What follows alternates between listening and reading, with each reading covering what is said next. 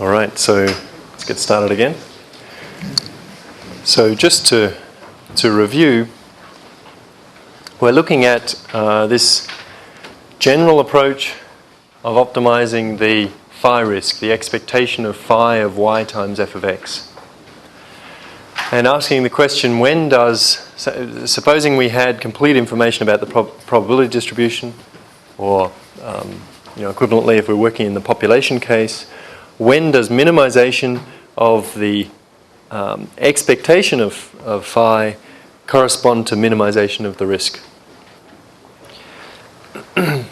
So we had these definitions motivated by considering the conditional expectation of phi of y times f of x when we fix a single x. And if we think about the conditional probability at that x having some value eta, and we minimize over all values that f of x might take the conditional expectation of phi of y times f of x, and that's h of eta.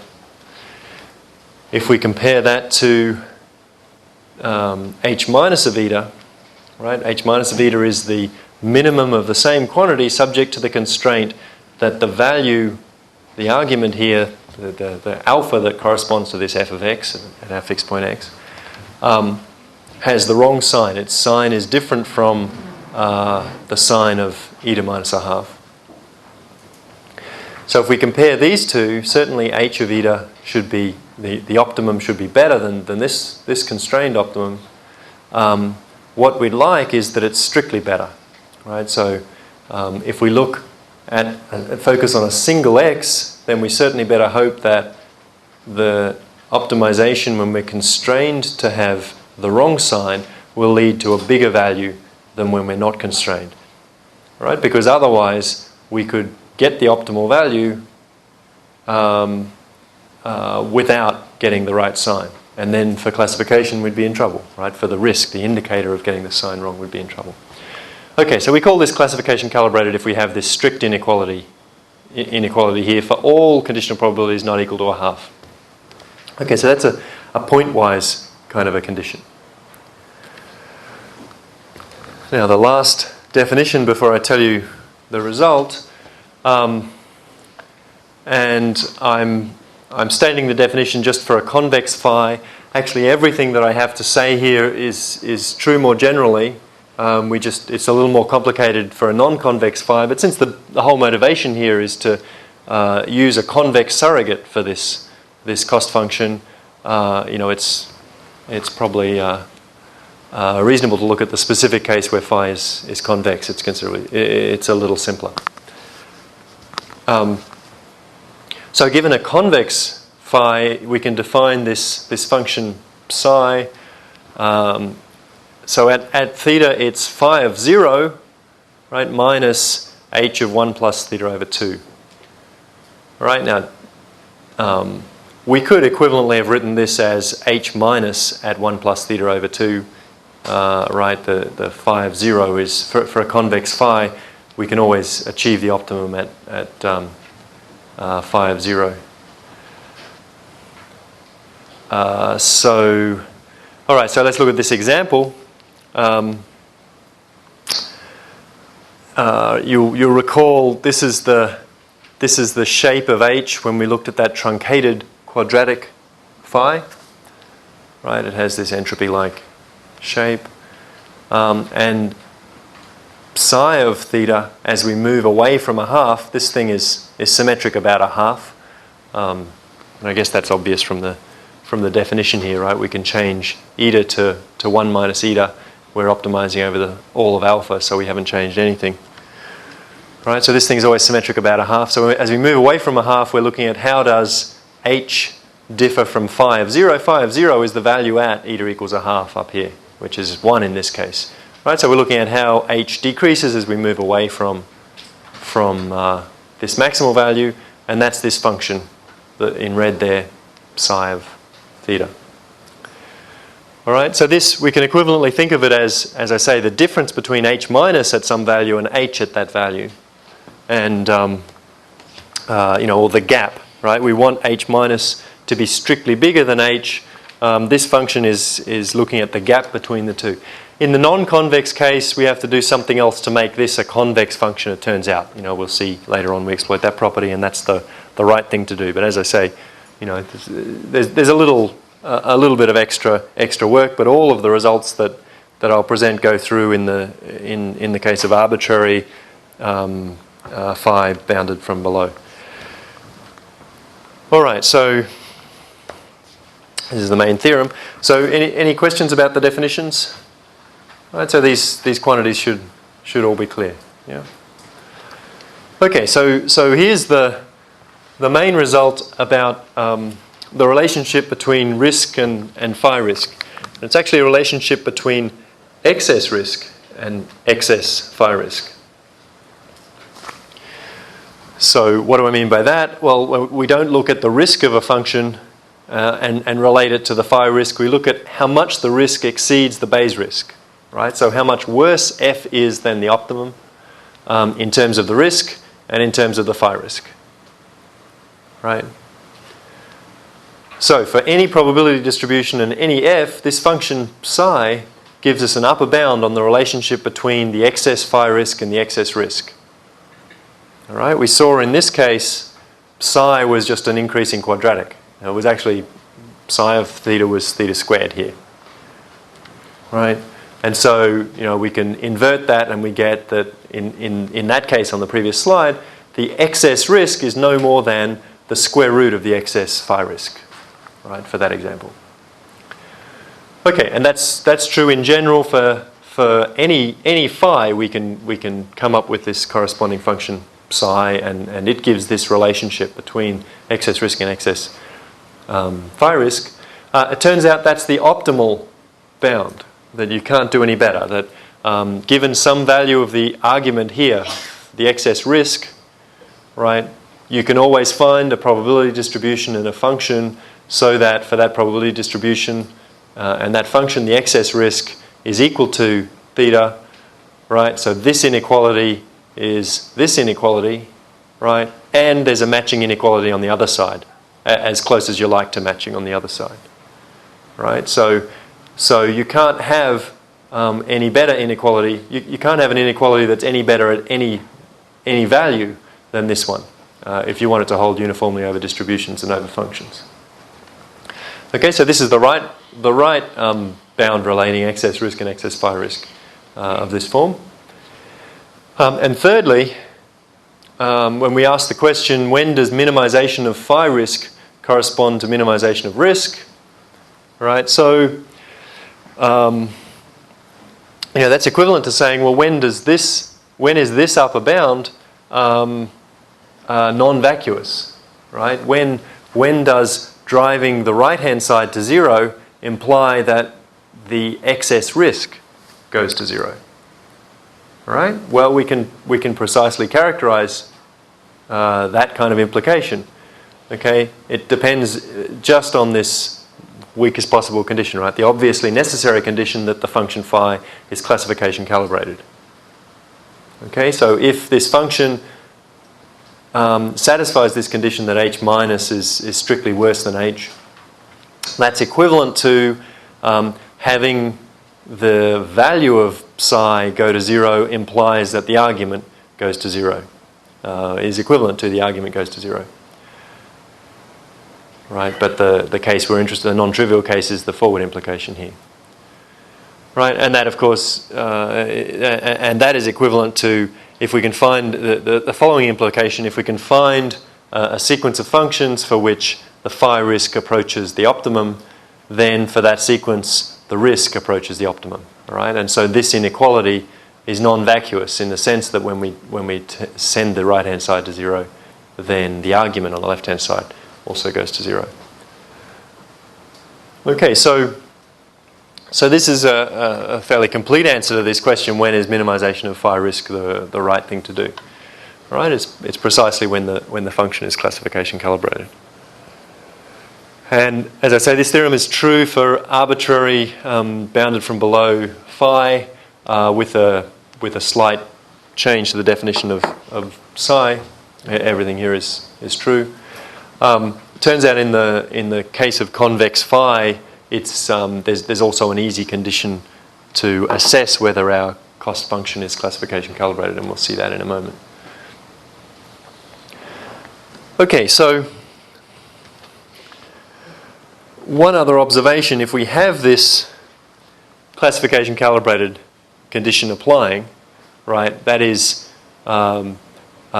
sending this thing to 0 implies that thing, the argument of psi goes to 0. Well, that tells us, because this function psi is convex, right, it's always convex, it's a constant minus a concave function, right, then that means that psi is strictly increasing, and so it has an inverse, right, and so we can rewrite that expression in terms of, whatever the functional inverse is, right. The excess risk is no more than some function of the excess phi risk, right, which is some strictly increasing function, which is a more natural form, I guess, right. This is the thing that our algorithms are working to make small, and this is the thing that we'd like to have small.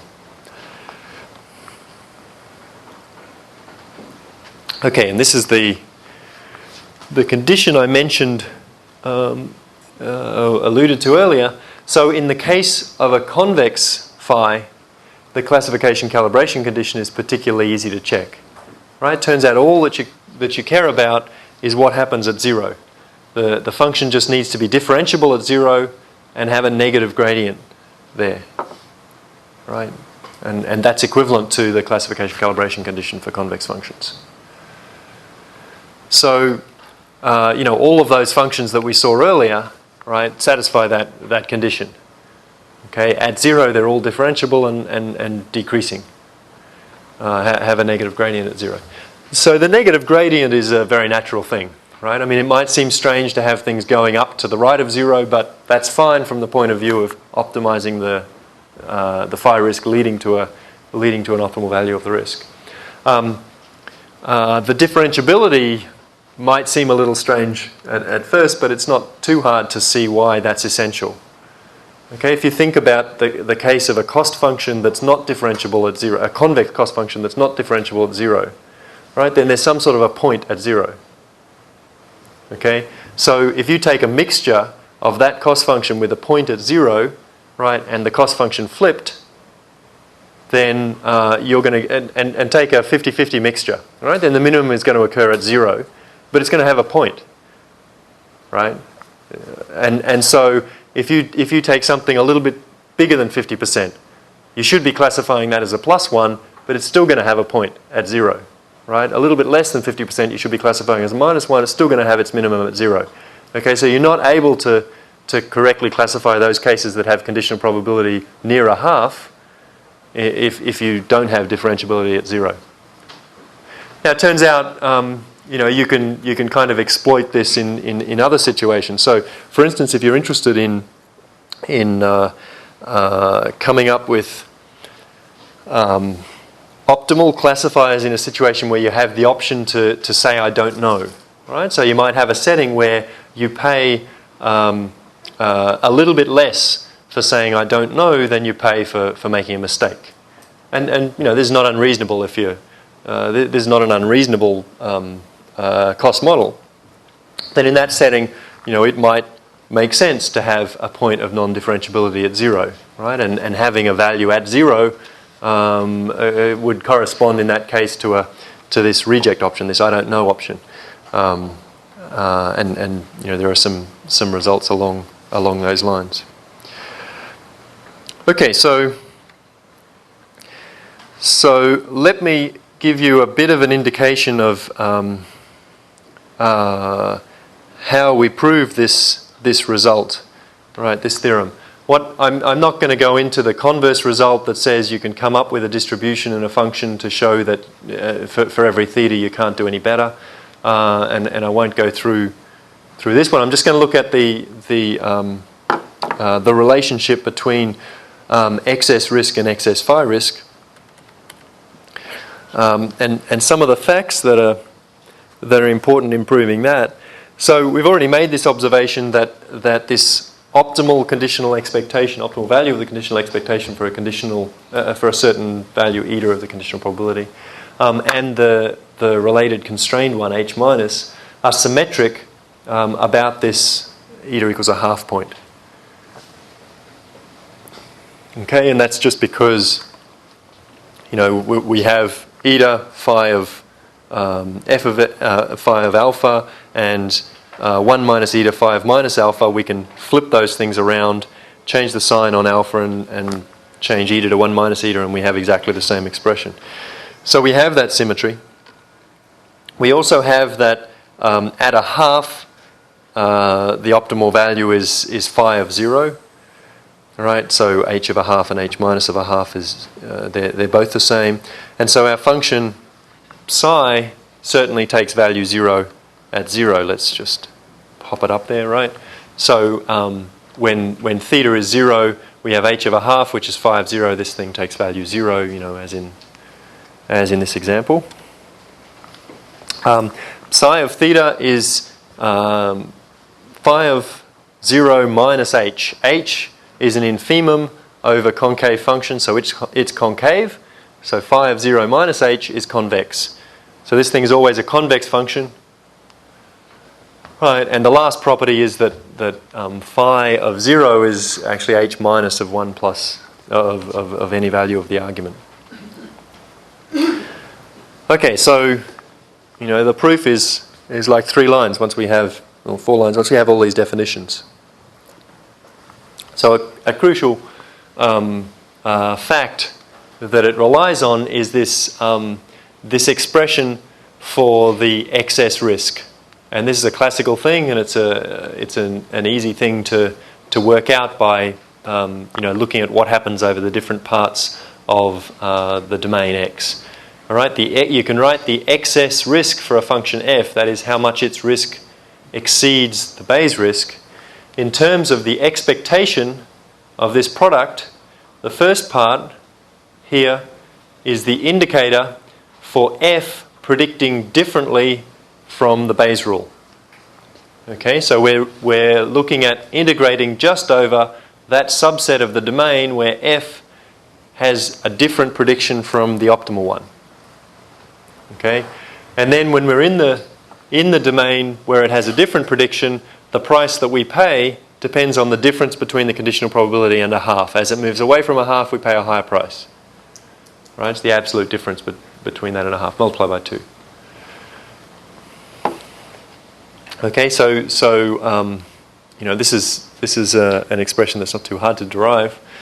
And now what that means is that when we take this function psi of the excess risk, we can use the convexity of that function to write it as psi of this expectation, right? Well, that's no more than the expectation of psi through Jensen's inequality, right?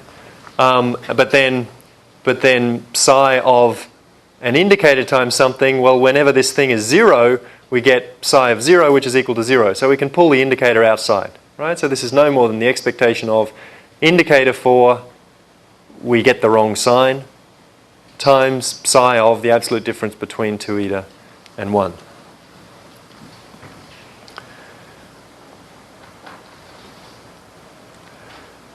Okay, the definition of psi and this fact that h minus is phi of 0 tells us that this thing is just that minus h of that plus 1 over 2, which is eta. Okay, so we have, in here this function psi of the excess risk involves now the difference between h minus at the conditional probability and h. Right? This is the thing that is large, that is bigger than 0 when we are classification calibrated.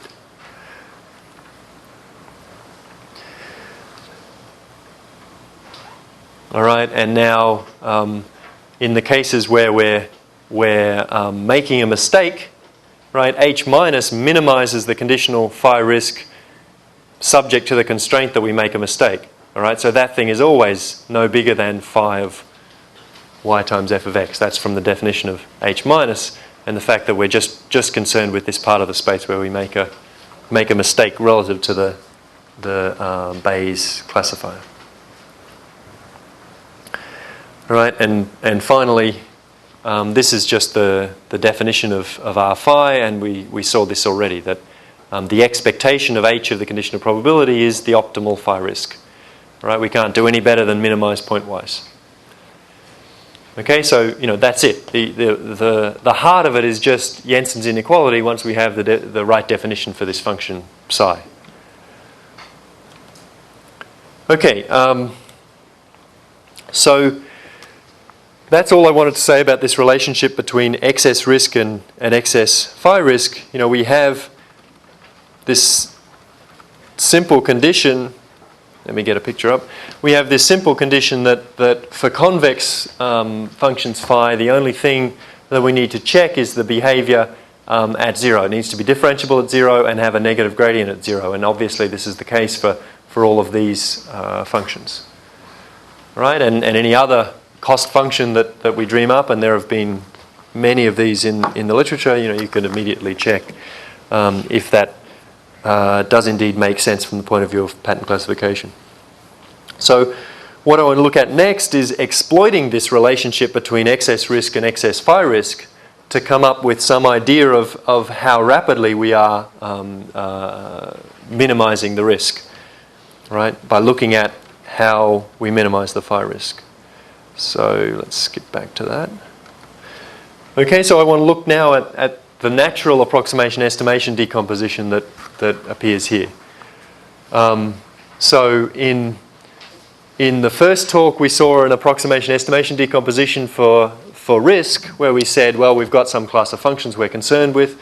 If we're choosing from that class, there's the natural notion of approximation error there was the infimum over the class of the risk, right, of some function. Here, we're not working with the minimal risk of thresholded functions, right? We're not really shooting for such a thing. All we're trying to do is minimize the phi risk, and so the natural way to define the approximation error is in terms of this phi risk. Okay, so if we're thinking of SVMs, right, it's the minimum over our ball in an RKHS, for instance, of the expectation of this hinge loss. Okay, this is the natural way to define things. I guess it might be worthwhile. Actually, that's one other example that's worth thinking about. What does this function phi look like for hinge loss?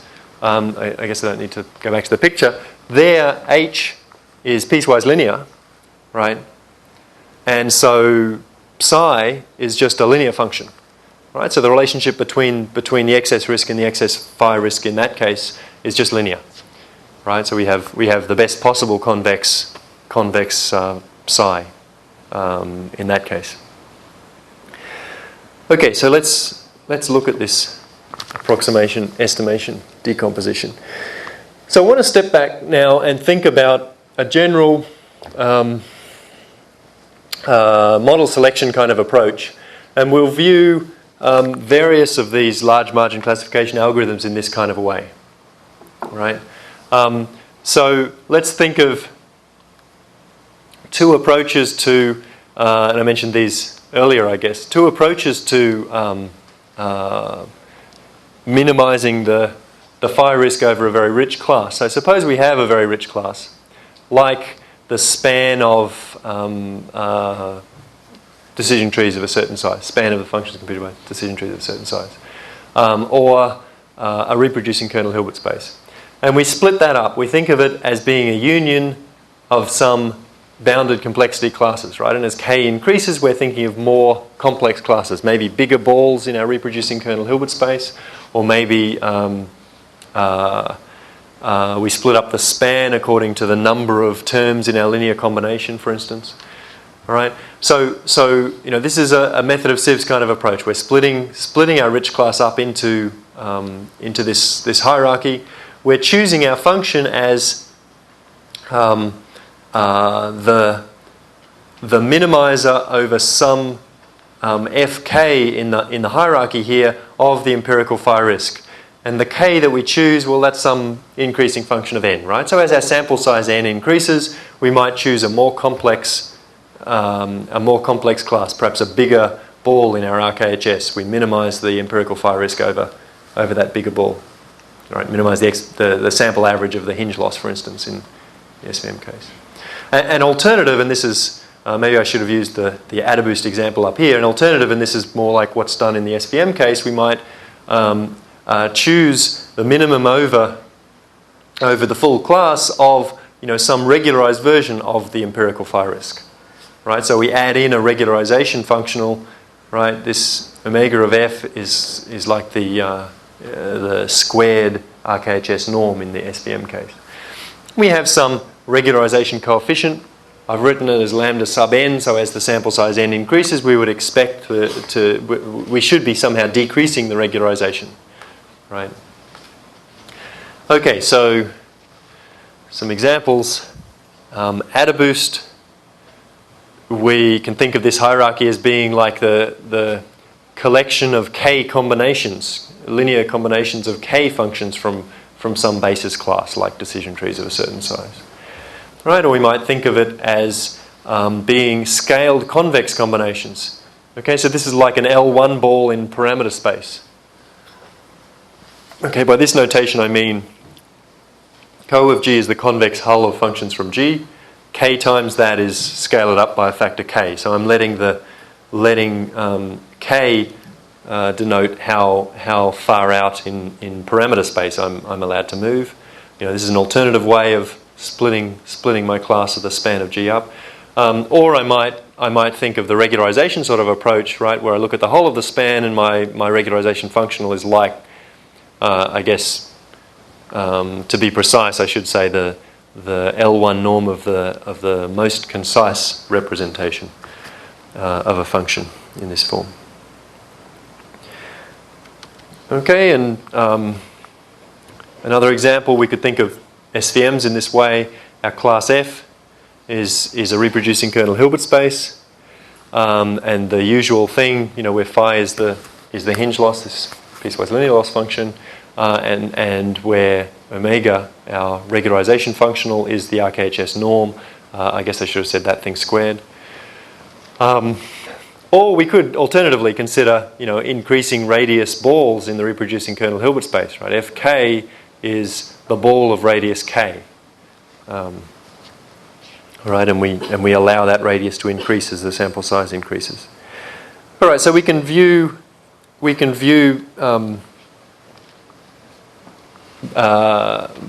of these algorithms in this sort of a way. Now, when we want to understand how the risk of our estimate performs, so suppose we were doing this kind of a thing, right? Choosing k as some function of n. Let's say, let's say in the AdaBoost case, right? We run AdaBoost for a certain number of steps. We're choosing from this class k is a certain function of n. We're choosing f hat. Maybe we're not actually minimizing this thing, right? Maybe we use some variant of AdaBoost that actually does minimize this thing over this class. Then we can ask, what does the risk of our estimate Fn look like? We know how the excess risk relates. We know the optimal upper bound on the excess risk in terms of the excess phi risk, right, through this function psi. In the case of classification calibrated phi, which is all we're ever going to consider, we can invert this function. So we have this sort of a relationship. In the case of the exponential, things are essentially... So if we consider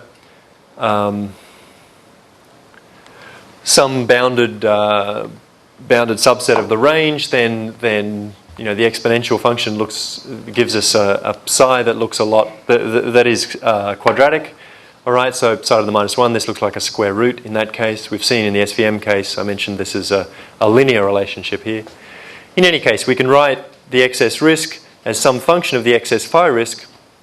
And now the most natural decomposition into an estimation and approximation term, right, is to rewrite this difference in this way, right? Subtracting out the best over the class we're choosing from. I've written it as f sub n, right? So thinking of this as the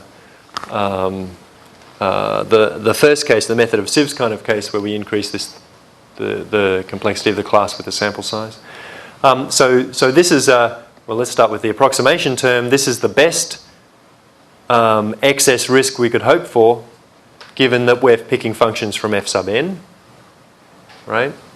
And this term is the estimation error that arises because we're choosing a function from that class, fn, based on a sample of size n, right?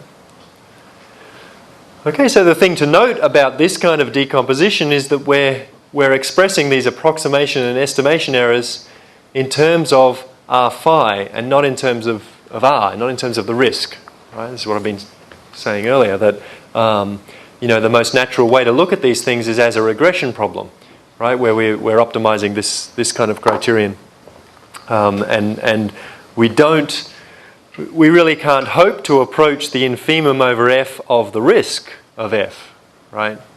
Because we're just not working in that regime, in that domain. Okay, so given this sort of a view, we might ask, when we could show. So the first thing that we might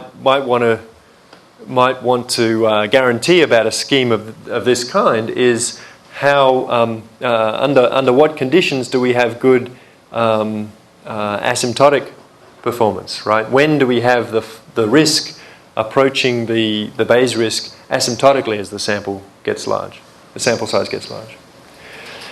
So we have to worry about these two terms. The approximation error term really relies on the class being suitably rich. Okay, so if the infimum over as n gets large, we'd like the infimum over the union of these things. So the infimum over all of f of the phi risk should be equal to the optimal phi risk. Okay, so this is just a denseness property for our class, right? We'd want it to be suitably rich. We want the span in the Adabou's case, the span of this class of functions to approximate the optimal as accurately as we like. So that would take care of the approximation error term, and I'm not going to go into any details there. There are simple there are many examples where this is the case, right? Where the approximation error term is asymptotically zero. In the reproducing kernel Hilbert space setting, for instance, on a Euclidean space, the Gaussian kernel has that property that the RKHS can always give you, for any probability distribution, can give you the optimal phi risk. So it's universal in that sense. Finite dimensional kernels don't have that. Polynomial kernels don't have that property, for instance. So the other, to ensure that the other term goes to zero, we need to worry about the regularization either through the choice of this hierarchy Fn, right? By the way I defined it earlier, Fn was we were choosing these classes to grow suitably slowly, or through the explicit regularization, right? So the regularization term needs to go to zero, so that we do exercise the full class F, but it should go to zero suitably slowly, so that this term, the estimation error term, goes to zero. And then, under these two conditions, then we can hope to have the phi risk approaching the optimal phi risk, r phi star.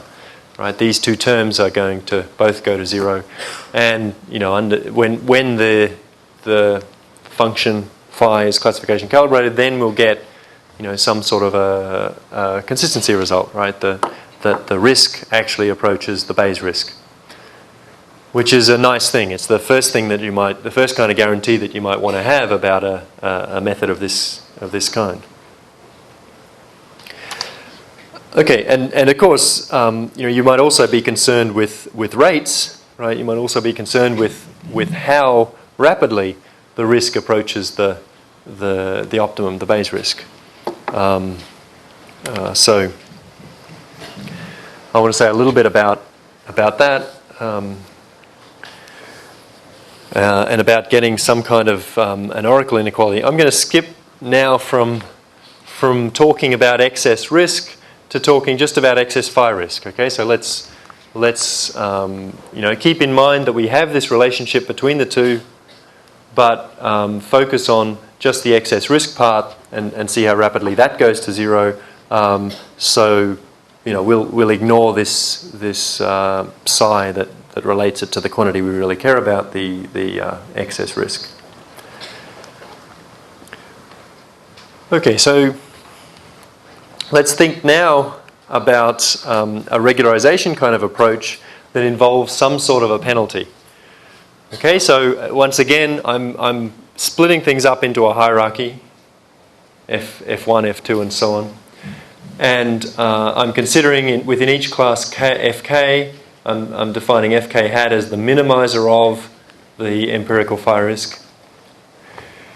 And now I'm going to choose, instead of thinking of k as some fixed function of n, I'm going to choose the k so as to minimize some sort of a penalized empirical risk functional. Okay, so k hat is the k that minimizes the empirical phi risk plus a penalty p sub k. Okay, so this penalty is a penalty for the complexity of the kth class, and it's going to depend on the sample size. We would expect these penalties to decrease as we had more data. Okay, so the kind of inequality that we want to be able to come up with, supposing that these penalties decrease at some, that these penalties behave appropriately, we'd like to come up with an inequality of this form, that the excess risk is no more than the best over all classes k of the excess risk, I mean phi risk in all cases, excess phi risk plus some sort of a penalty. Because then, of course, we could get bounds on the excess risk. So for this kind of a thing, it turns out that it suffices to have a uniform convergence sort of a result. Right? The things that we struck earlier involving these Rademacher averages, there we were worrying just about plus or minus one valued functions. I guess when we looked at actually evaluating the giving upper bounds on the Rademacher averages, for instance in terms of the VC dimension, we were thinking about plus minus one valued functions. But here, if we worry about getting inequalities of this form that tell us how rapidly we can approach the optimal thing, then it turns out that uniform convergence results suffice. So just to introduce a bit of notation before we see that sort of result. So we've got the empirical risk minimizer in the kth class, that's Fk hat. The penalized empirical risk minimizer is Fn. That's where we choose the class k hat to be the one that minimizes the complexity penalized empirical phi risk. And then let's define these guys, right? Fk star is the best in the kth class, not best empirically, but best in terms of the phi risk. And k star is the function that minimizes the penalized phi risk. And there's some mysterious 2 in there that we'll see in a moment why it arises. Okay, so we change our penalties a little bit when we consider the phi risk versus the empirical version.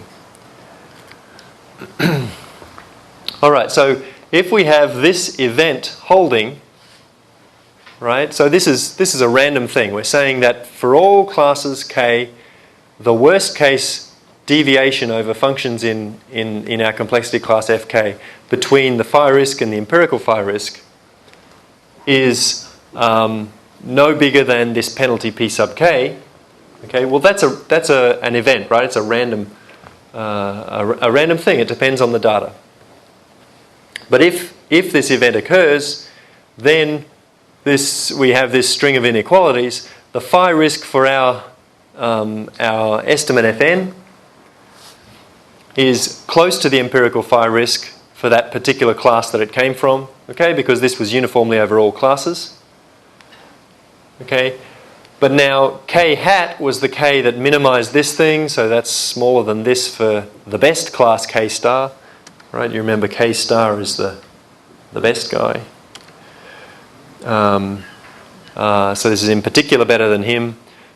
This guy is close to is the empirical optimizer, so he's better than that for the best function. All right, that's close to the true risk for the best function through this again, right? And now we're back to, now these were all chosen optimally, right? So this is the very best we could hope for, minimizing the risk. So we have this kind of inequality, right? The phi risk is small compared to, of the function we choose, is small compared to the best over all of our classes of this complexity penalized phi risk. Okay, so, simple string of inequalities. When the phi risk and the empirical phi risk is uniformly close across all of these classes, then we're able to say that the phi risk through this complexity penalized choice is close to an optimum across all classes. Okay, so it turns out that you can do better than this. That in many cases, and in particular the case of essentially quadratic functions phi, right? We can get faster rates than would be observed here. Now there are no rates described, right? I mean the rates are all hidden. How these things go to zero as a function of n is all hidden in these terms pk. All right, so I'm not.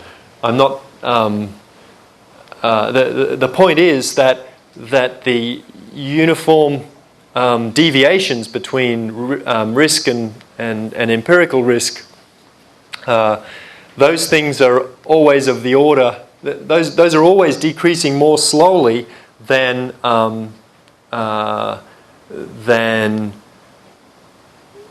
so they lead to a decrease of the phi risk that's slower than actually occurs when you minimize the empirical phi risk.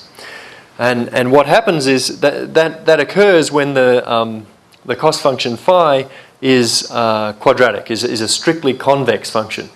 All right, this is not the case for the hinge loss, for instance. You don't get faster rates in that case, but when you have a strictly convex cost function, you do get faster rates than would be exhibited just by considering the uniform convergence sort of a result. Okay, so there are cases where you can get, for instance, if we have a quadratic function, the exponential is the same on a bounded for a bounded range. It's essentially quadratic. It has a lower bound on its second derivative. And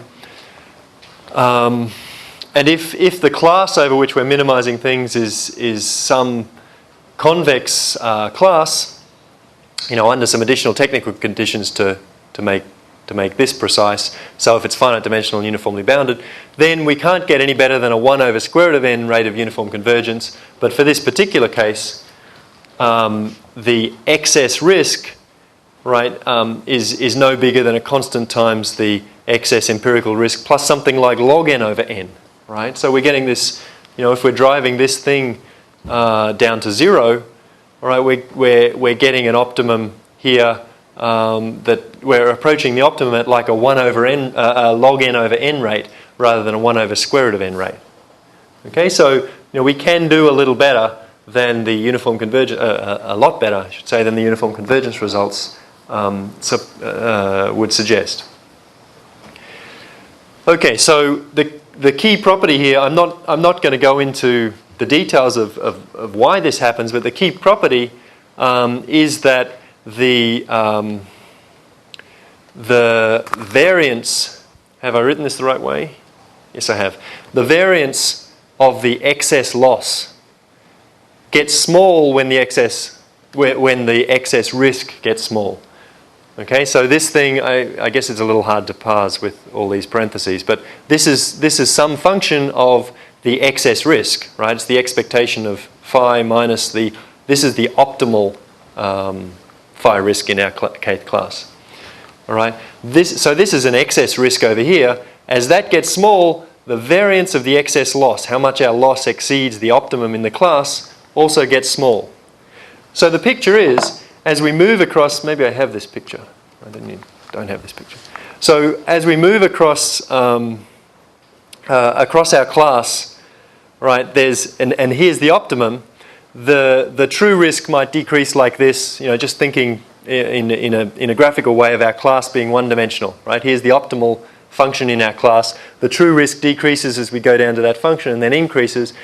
The empirical risk is something that bounces around, right? It bounces around at a 1 over square root of n sort of level. Okay, we can't hope, thinking of this example, we can't hope to do better than this 1 over square root of n. So the whole thing, if we look at absolute differences between true risk and empirical risk, we've got that 1 over square root of n sort of deviation.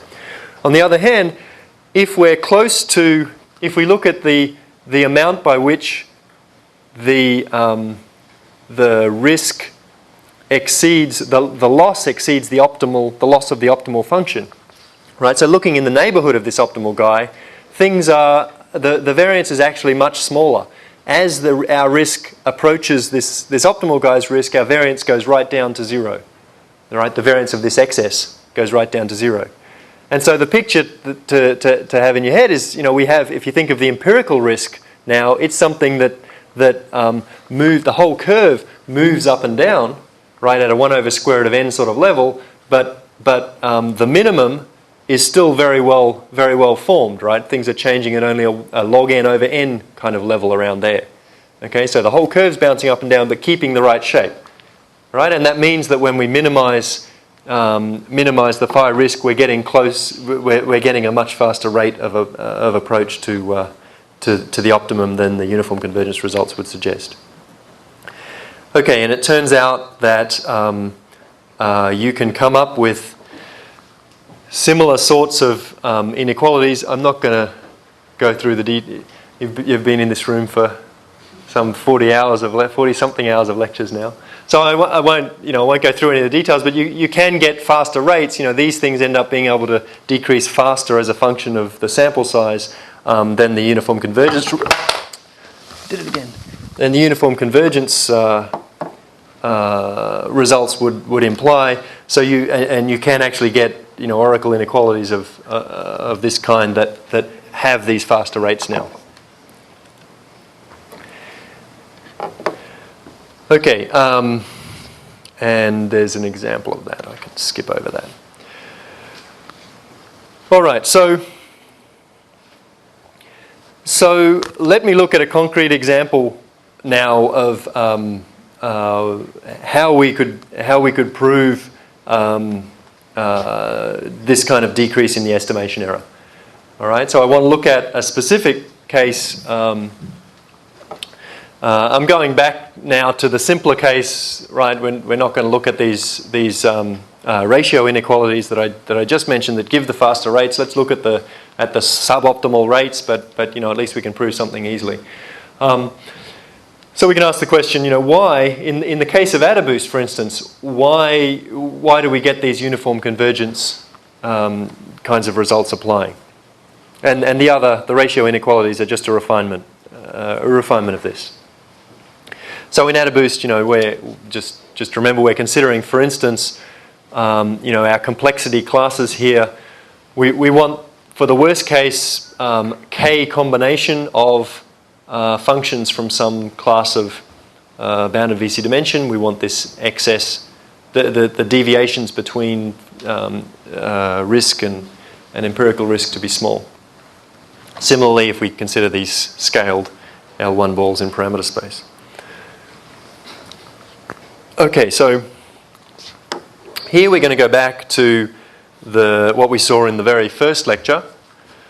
Right there, we were looking at a loss class, and we had this result that said, if we have a class of functions that take values in some bounded range, right, then with probability that rapidly approaches 1, uniformly over the class we have expectations close to sample averages, where close is in terms of these Rademacher averages, right?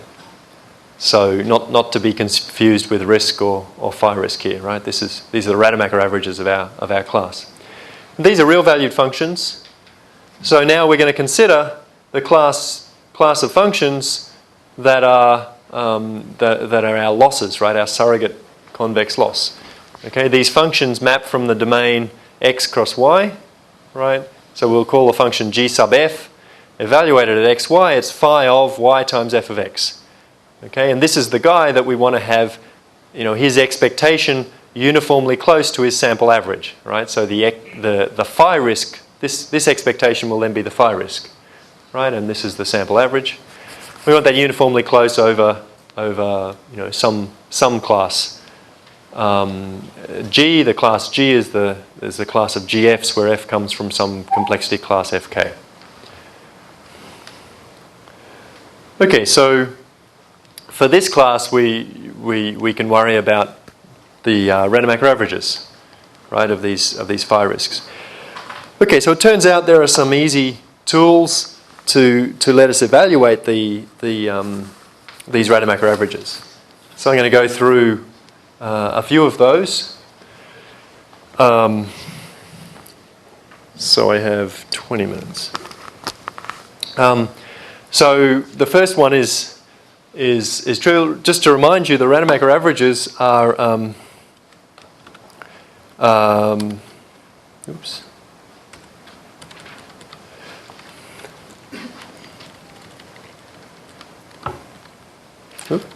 There. Right, it's the supremum over our class of this inner product between a random plus minus 1 vector and the values of f evaluated at the n data points x1 to xn. So in our case, our functions are defined not just on x, but on these x cross y, right? So we have xi yi pairs. We're considering, we would be replacing f there by phi of y times f of x, right?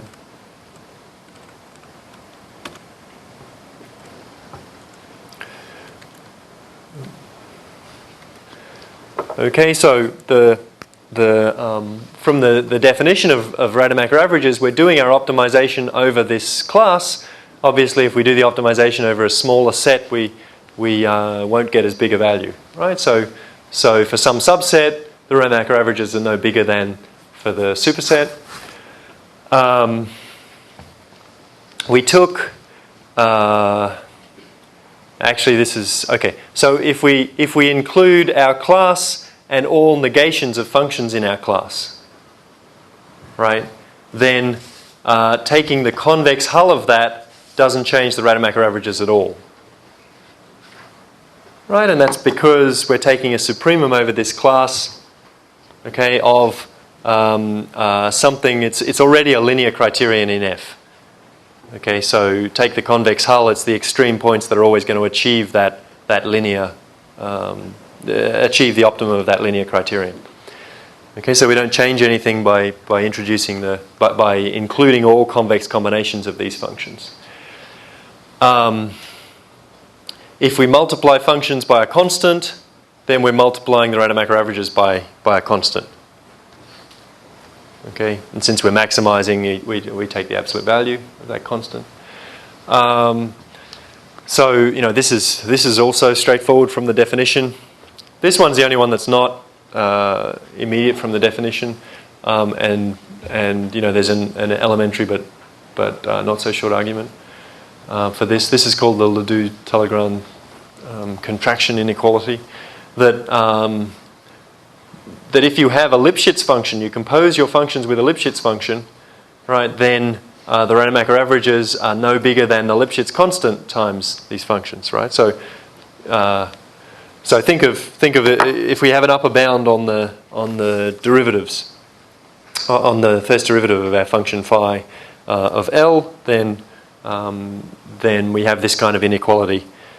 And in our case, of course, this is going to be useful. So if our cost function has an upper bound on its slope, then we can get, I guess I've stated this in a slightly more restrictive form than we need, but you can take my word for it that we can use an inequality like this to say that the Rademacher averages of our loss class, right, phi of y times f of x, are no more than some Lipschitz constant for the function phi times the Rademacher averages for f.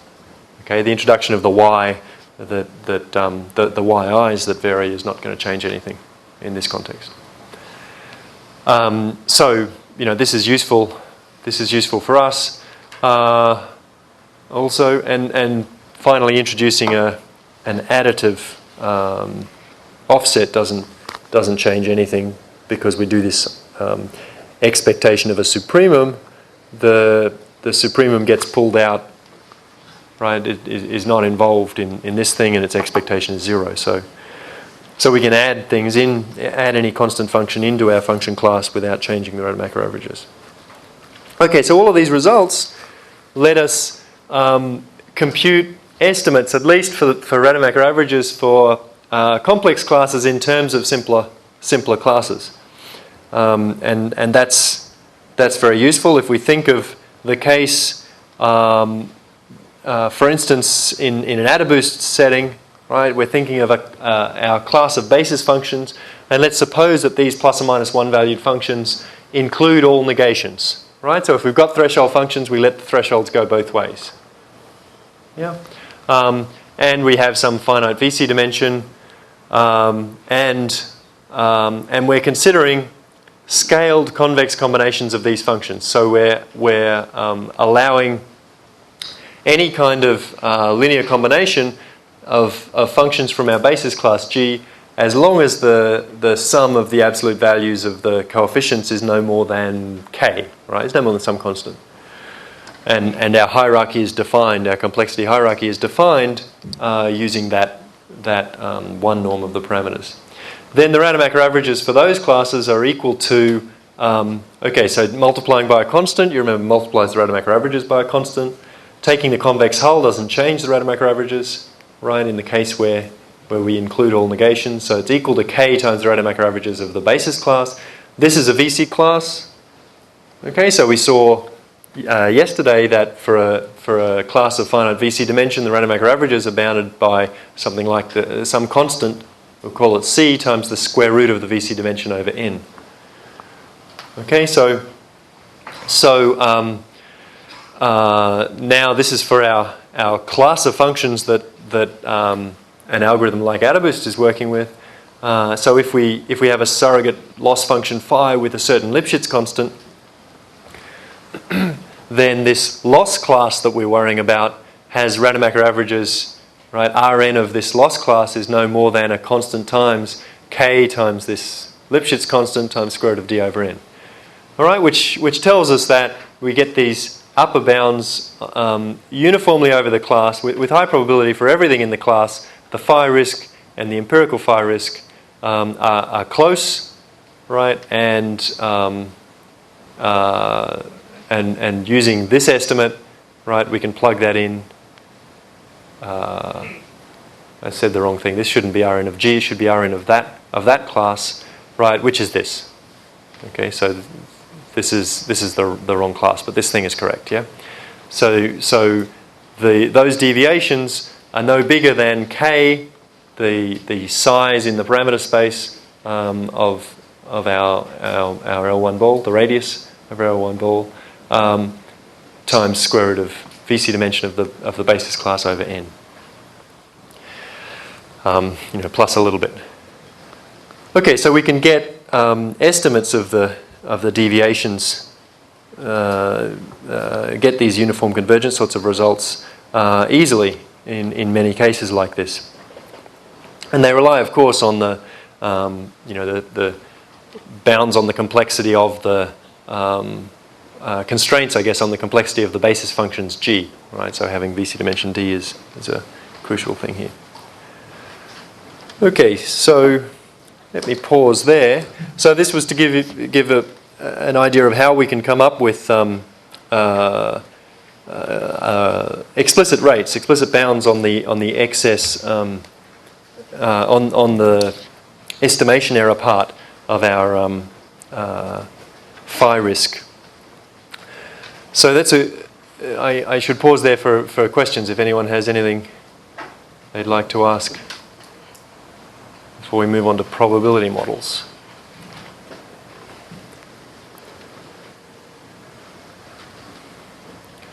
Okay, so we have 10 minutes to look at probability models, right? It's 4:15 I'm going to.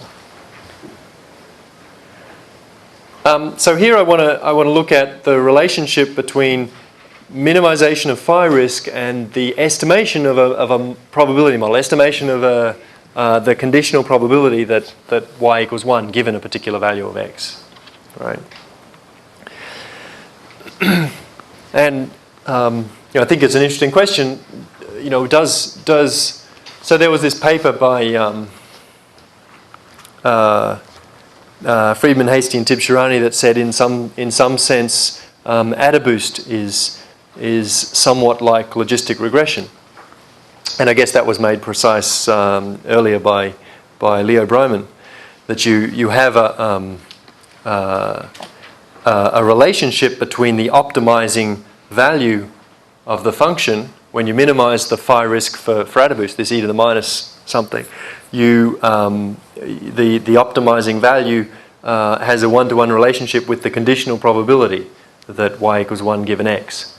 Okay, so for these examples we saw earlier, in fact, the truncated quadratic, we saw that graph alpha star, there was this straightforward linear relationship between the conditional probability and the optimal value of f of x.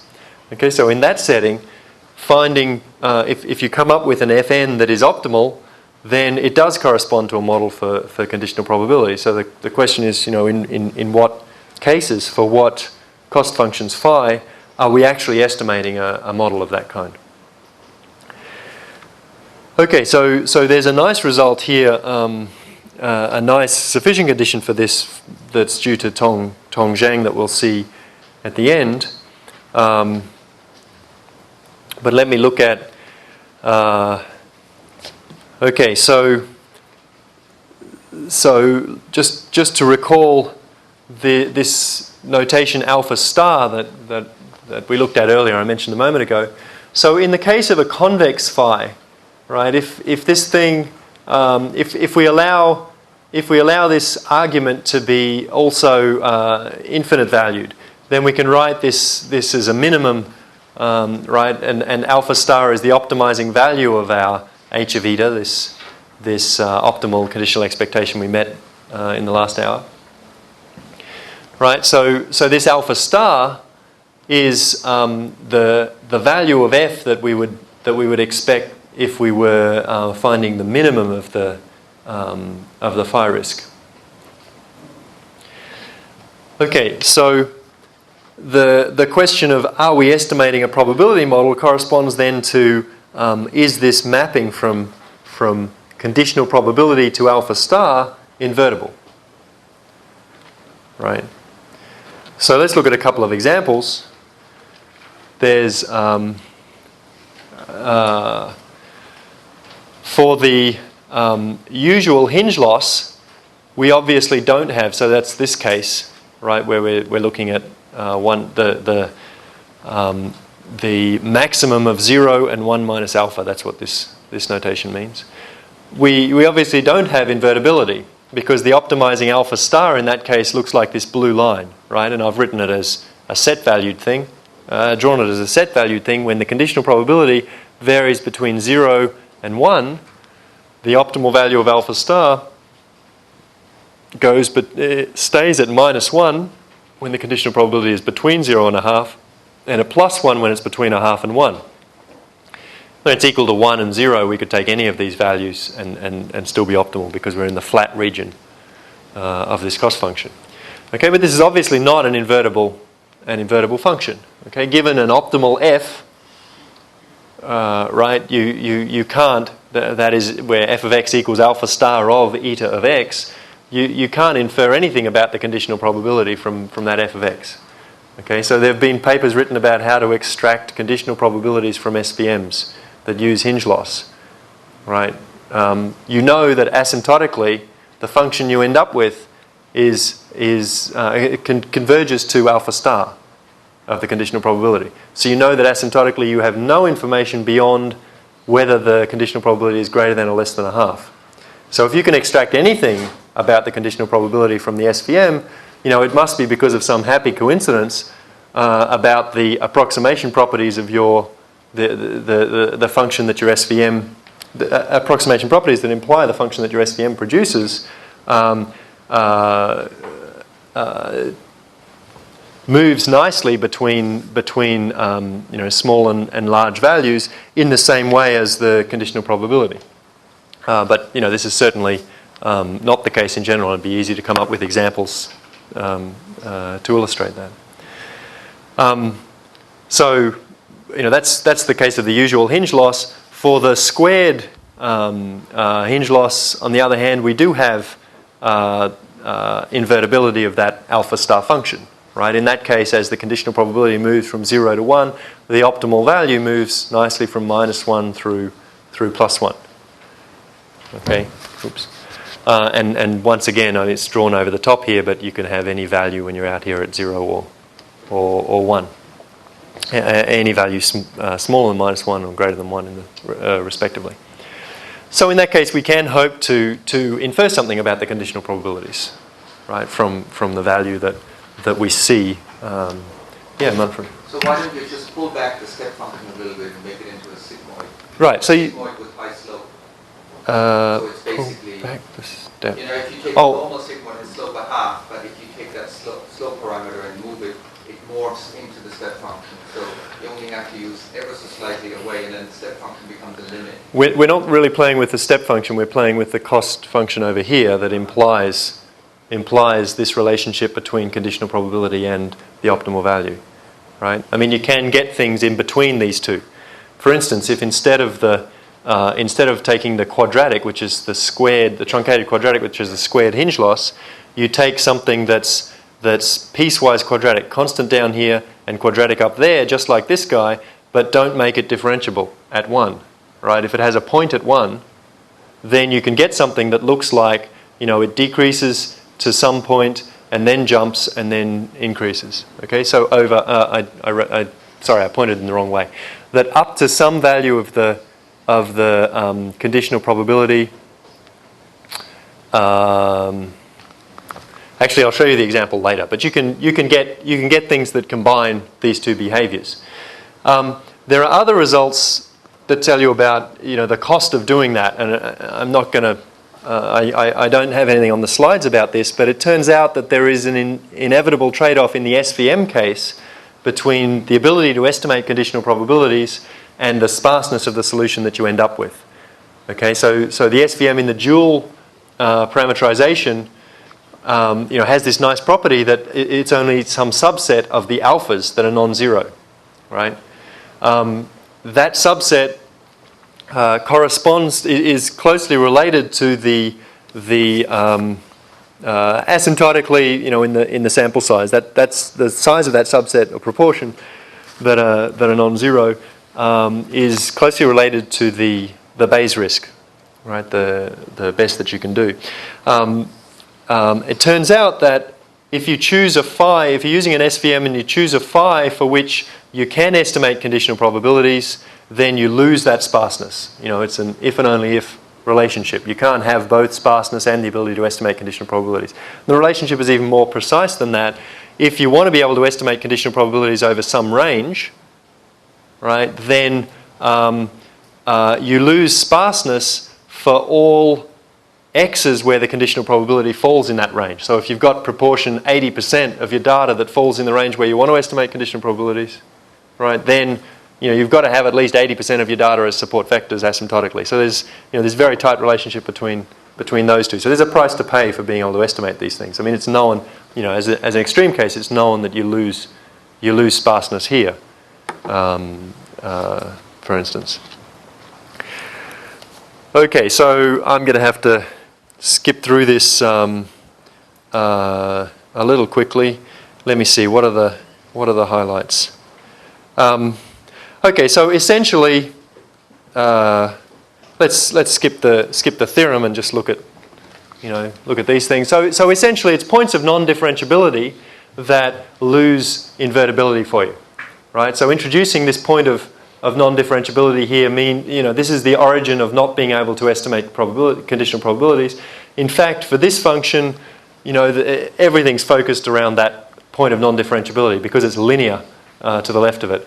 You can have, if you were to change your phi to something that's flat and then quadratic, but has a point of non-differentiability, then you get something that you can estimate conditional probabilities in some region around a half, but you lose the ability to estimate them when the conditional probability is far out, right? So you can invert only locally around conditional probability of half in those cases, and that's what the theorem makes that precise about where you can do it. So the last thing that I really wanted to state, this is a result of Tong Zhang that I think is really, really pretty. It's an interpretation of minimization of phi risk in some special cases. So if we have this invertibility and the h function that I described is differentiable, right? So it suffices, for instance, to have phi and alpha star differentiable for this to be true. Then for such loss functions, we can interpret the minimization of phi risk as estimating a probability model, and rather precisely, because there's this nice relationship between them, right? The phi risk of the optimal value of the function at a probability estimate eta hat, right? The excess phi risk for such a function is the expected value of the Bregman divergence, right, with respect to this function h between our estimated conditional probability and the true. Okay, so another way to think of this is when we come up with an f, what we're really doing is coming up with an eta hat so as to minimize, when we're minimizing phi risk for that f, we're trying to minimize the expected Bregman divergence for our eta hat. Right? So this is a notion of distance that you've met between the conditional probability and the and our estimate of the conditional probability, and the h here tells us how we measure deviations between these two, right? So what kind of a model we're using when we minimize the phi risk. So I think that's a very nice relationship to get, a very nice way of interpreting what happens at least in those cases when we minimize the phi risk. Okay, so just to quickly sum up in the last part here, we've talked about the kinds of phis for which these surrogate cost functions that we can use that allow us to. So for which the minimization of that phi risk leads to minimization of the risk. So it's a sensible thing to do in a pattern classification context. We've seen that we can quantify this relationship between the risk and the phi risk. And we looked at the natural approximation, estimation, decomposition, and how we can come up with bounds on the excess phi risk in this setting. And lastly, at the relationship between minimization of the phi risk and estimation of models, of probability models. All right, so I'll stop there. Are there any questions?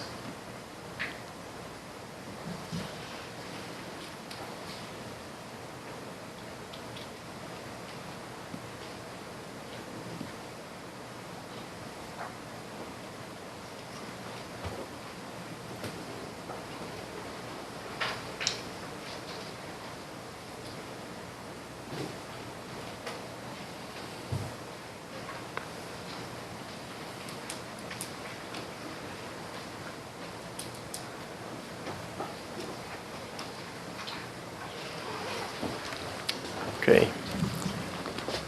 Did you want? Okay, so thanks for Peter. So we have a tea break.